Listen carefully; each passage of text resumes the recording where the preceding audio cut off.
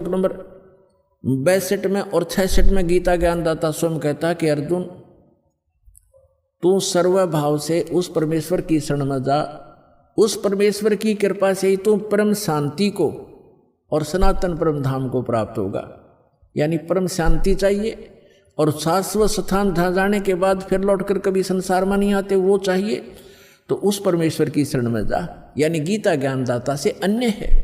और फिर उसके विषय में बताया कि चौथे अध्याय के 32 और 34 मंत्र में स्पष्ट किया है कि वो परमात्मा अपने मुख कमल से आके एक ज्ञान देता है, वो तत्व ज्ञान है।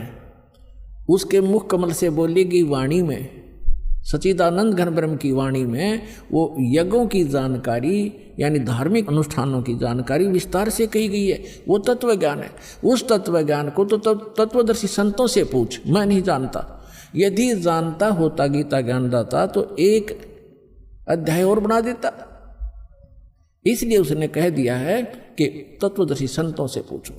फिर बताया है कि तत्वदर्शी संत की प्राप्ति के उपरांत 15वें अध्याय के 4थे श्लोक में परमेश्वर के उस परम पद की खोज करनी चाहिए जहां जाने के बाद साधक फिर लौटकर संसार में कभी नहीं आते। 17वें अध्याय के 23वें श्लोक में उस परमेश्वर को पाने की, शाश्वत स्थान को पाने की, उस परम धाम को पाने की विधि बताई है। ओम तत्सत इति निर्देश ब्रह्मण त्रिविध समर्थ है।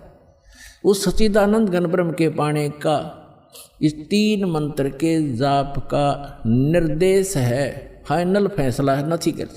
तो ये गीता ज्ञानदाता ने अपना नाम तो ओम स्पष्ट कर ही दिया। तत् और सत ये सांकेतिक हैं, ये तत्वदर्शी संत के लिए छोड़ दिए। तो वो तत्वदर्शी संत ये रामपाल दास सतलोक आश्रम बरवाला जिला हिसार में है। इसके पास वो कंप्लीट कोर्स है। तत् और सत ये सांकेतिक हैं।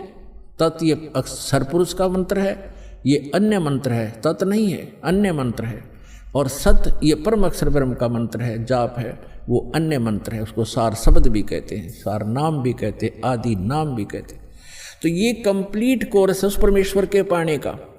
और वो कंप्लीट कोर्स उस तत्व ज्ञान के अंदर है जो परमात्मा ने स्वयं आकर बोला है। उसमें कंप्लीट ज्ञान है, कंप्लीट कोर्स है। प्रथम मंत्र सतनाम, फिर सार नाम, इससे मोक्ष होगा। वो साधना इन वेदों में नहीं है। वेदों में परमात्मा की महिमा है। परमात्मा कबीर जी ने 600 वर्ष पहले अपनी अमृतवाणी में तत्व ज्ञान में कहा था कि वेद मेरा भेद है, मैं ना मिलूं वेदन के माही, और जौन वेद से मैं मिलूं। ये वेद जानते नहीं, ये चारों वेद मेरी महिमा का गुणगान करते, लेकिन इन वेदों में